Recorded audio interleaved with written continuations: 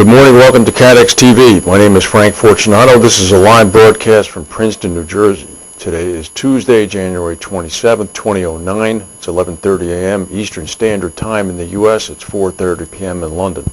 If you need to reach us during the broadcast, you can phone in toll-free at 1-866-67-CATEX. Overseas, our AOL instant mail address is CATEXTV. Ironshore, the company founded by Bob Clements down in Bermuda, has formed a joint venture with CV Star & Company to create something called Ironstar Excess Agency Limited, which will be a Bermuda-based specialty lines reinsurance managing general agency. The new company will write cat excess casualty insurance products targeting Fortune 2000 and other clients. It will have policy limits of up to $75 million. Here's the big news. The partnership will see former American International Group CEO Maurice Greenberg team up with several of his ex-colleagues at AIG who have since left to join Ironshore. According to Kevin Kelly, Ironshore's CEO, who himself was a former president of the AIG subsidiary Lexington, this partnership enables Ironshore to enter the excess casualty market with additional backing to support larger limits consistent with the needs of our clients. Mr. Greenberg said there are significant opportunities in this market, and Star, together with Ironshore, has the team to get the job done. We're delighted to be partnering with them in this venture. Some other news being reported by Reinsurance Magazine. Individual brokers from Carville's, which is going out of business, are preparing for new roles at other companies as Carville winds up. Staff at Carville U.S. are preparing to transfer to other companies by taking whole accounts with them. The international broker, which announced in December that it was winding down because of its inability to remain competitive with bigger brokers, is said to be, quote, transitioning its business to other brokers rather than selling off its interests as a going concern. What this means is that individual brokers are taking control of accounts as the company prepares for dissolution. Some observers describe this practice as highly unusual. Industry reinsurance consultant and M&A expert Andrew Barile said this never happens in the reinsurance brokerage business. Employees are being given the account and are trying to bring these accounts to other brokerage firms instead of the U.S. division being sold outright. The broker now has to convince the client to move based on, first, how much brokerage is in the client account. He said that buyers of reinsurance will not be happy with the broker market when they see the issues that are going to arise. Carville has made no official announcement about the fate of its U.S. brokerage. However, senior executives said announcements concerning Carville's U.K. business, quote, applied equally to the U.S. division.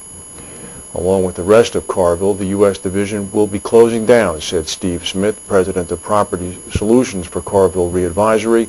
The company is transitioning its clients to some other brokers, so that would seem to be a confirm.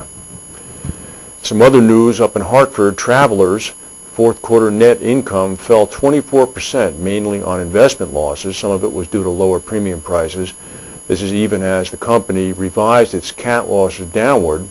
However, the company then went and projected 2009 earnings well below analysts' estimates, seeing profit excluding investment losses expected to be about $4.50 to $4.90 a share.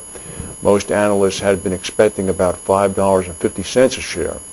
Travelers is now the largest U.S. commercial insurer, now that AIG has lost its ranking as number one. The company posted net income of $801 million, down from $1.06 billion a year earlier. The latest results include $138 million in net realized investment losses, compared with prior year gains of $6 million.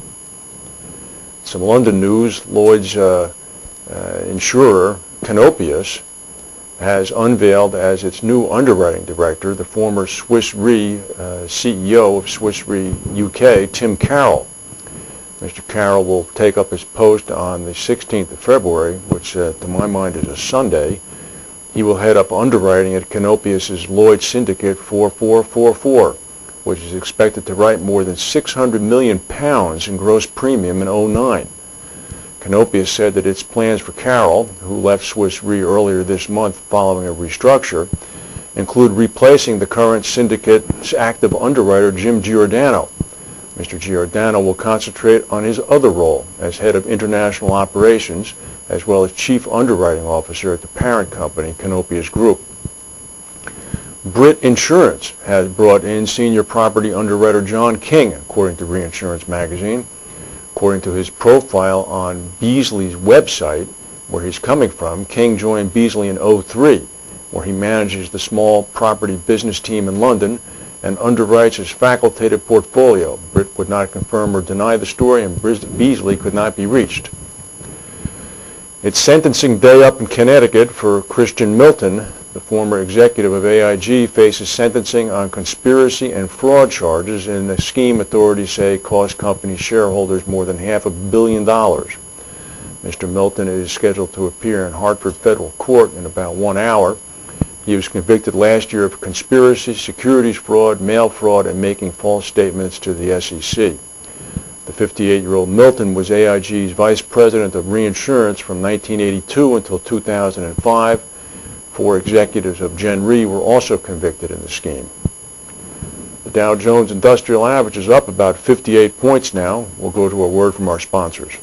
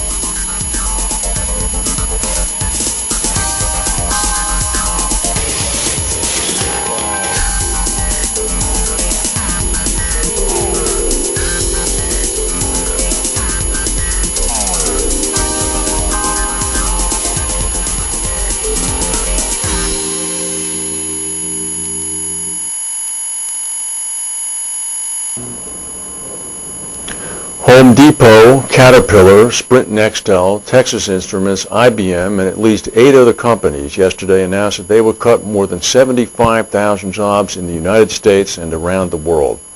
A gloomy start to the work week. Caterpillar, as reported, the maker of heavy equipment based in Peoria, Illinois, is cutting its payrolls by 16%. Texas Instruments said that it will cut by 12%. Jobs began disappearing in home building and mortgage operations early in the recession and then swept across financing and banking. Now the axe is falling across big swaths of manufacturing, retailing, and IT. Just last week, of course, Microsoft announced 5,000 layoffs.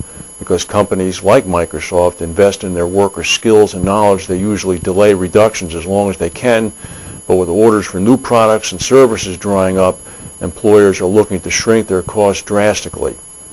Yesterday's parade of negative news comes after months of announcements from other companies like Citigroup, GE, Nokia, and Harley-Davidson. As part of its acquisition yesterday of Wyeth, Pfizer said it would cut the combined workforce by almost 20,000 employees. On Wednesday, tomorrow, the tally of mass layoffs for December will be released by the Bureau of Labor Statistics. Already, the Bureau says the U.S. economy has dropped 2.5 million jobs since the recession began, knocks the unemployment rate up to 7.2% last month. The latest round of